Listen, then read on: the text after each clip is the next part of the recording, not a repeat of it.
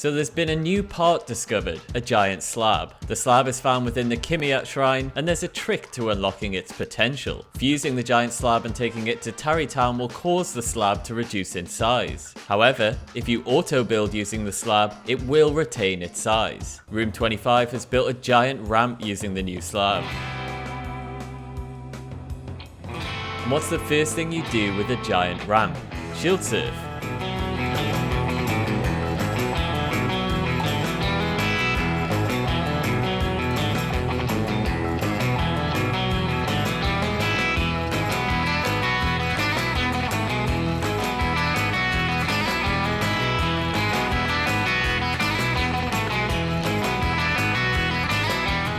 Sensing this could be made way more fun, Room 25 then added obstacles.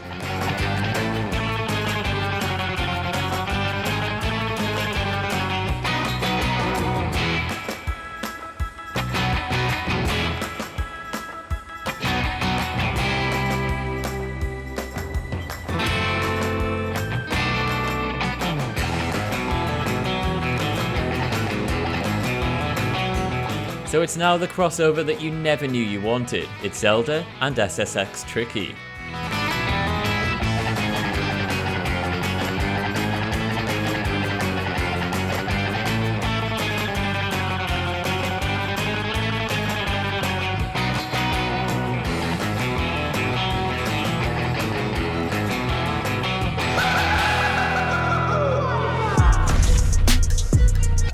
Hi, my name is Dom and welcome back to Top Gaming Plays. Don't forget to drop a like if you enjoyed today's video and submit your clips using the link in the description. But let's get into it.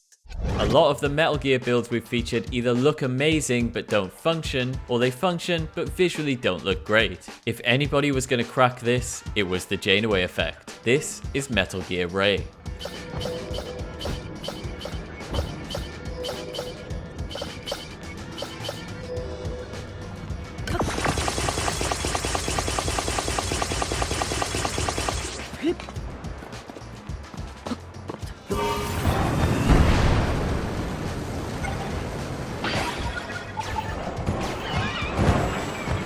Janeway has pretty much pioneered mech walkers, in my mind anyway. Her base that makes use of shrine bowls provides one of the best mech walking platforms out there.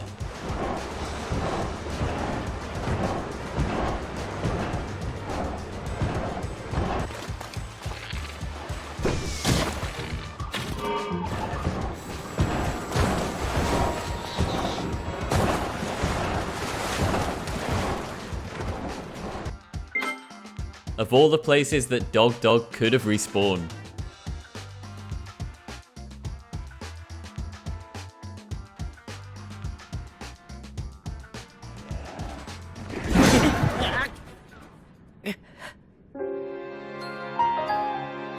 So in episode 50, Blocks Break showed us a few different items you could attach to fireworks.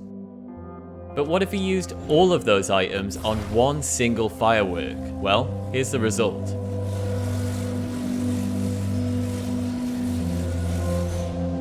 Any idea as to what this is going to look like when it explodes?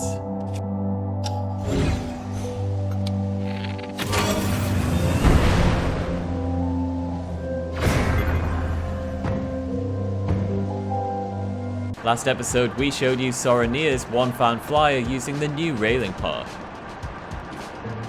Okusen has come up with a similar design, but with a more vertical rail arrangement. Other than using just one fan, it does have one huge advantage over the two-fan hover bike. Wall recovery. No more getting stuck on walls.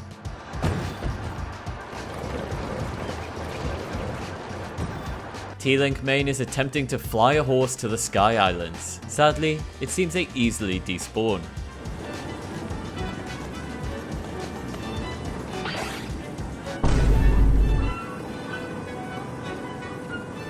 So firstly, apologies for the off-screen recording, but this was too good not to include. Splish2 on Twitter has created a plane that flies completely straight in neutral.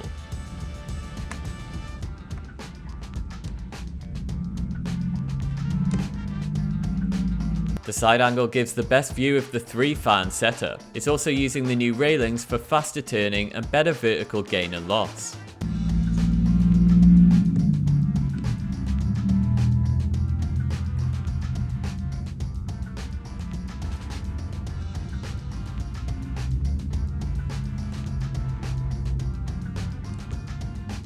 And here's a look at that handling.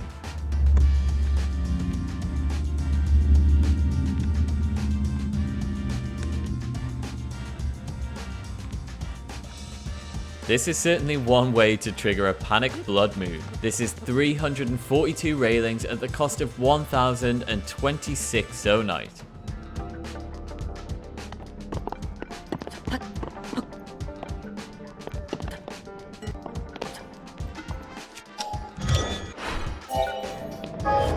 At this stage, you can already see the frames dropping.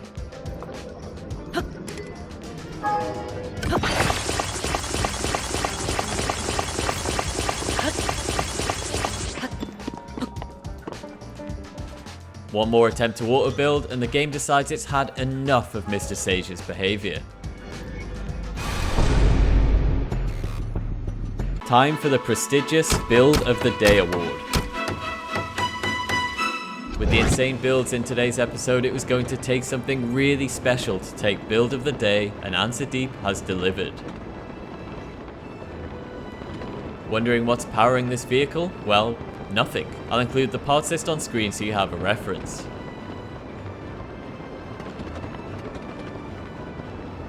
What we do know is that the vehicle relies on constant pressure between the Flux 3 core and the hoverstone. Critically, the hoverstone cannot be glued to any part of the vehicle. The spring used is a pull spring, which is made by quantum linking the flux core to the push part of the spring, which is why it gets pulled. The scary part is that Answer Deep is confident that it'll fly with less, but this was just the first iteration. So for those of you who asked if powerless vehicles, and specifically powerless flight, was possible, you have your answer: yes. If the Wright brothers discovered the right leg depot railing, I'm pretty sure this is what they would have come up with.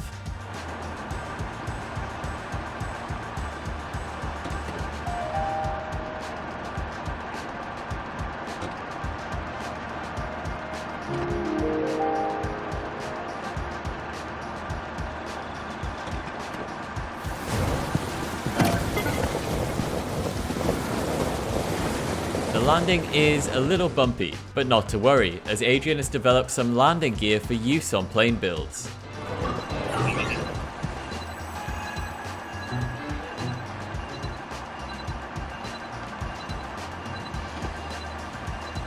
The small wheel allows you to land smoothly and even steer once you're on the ground.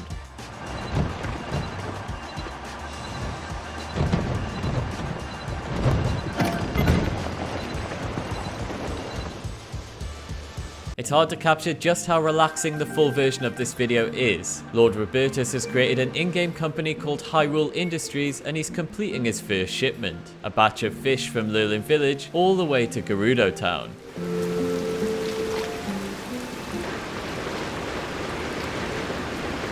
Time to switch the vehicle into land mode.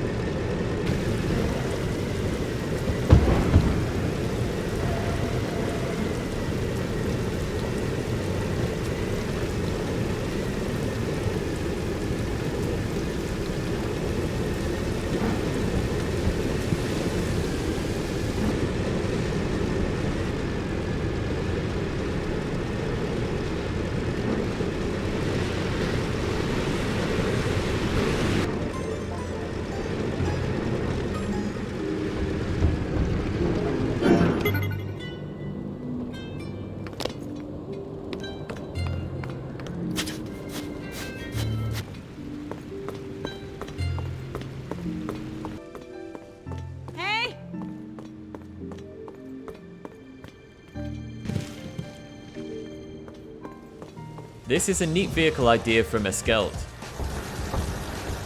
He's using an electric motor attached to a small wheel attached to a large wheel. He then has a Korok front acting as a counterbalance, and it also helps with turning left. And you know it's quick when your Nobo can't stay attached.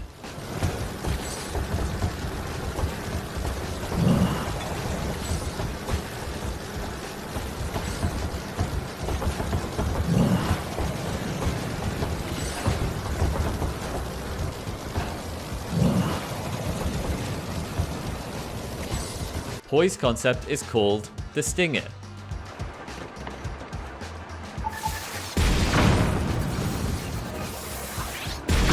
And if you hadn't guessed already, the construct head and cannon is the Stinger.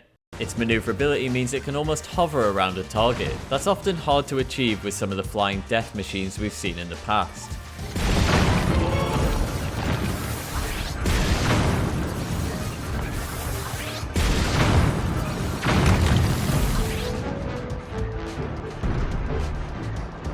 Thanks so much for watching, guys. Don't forget to hit subscribe if you're new, and we'll see you tomorrow for another video.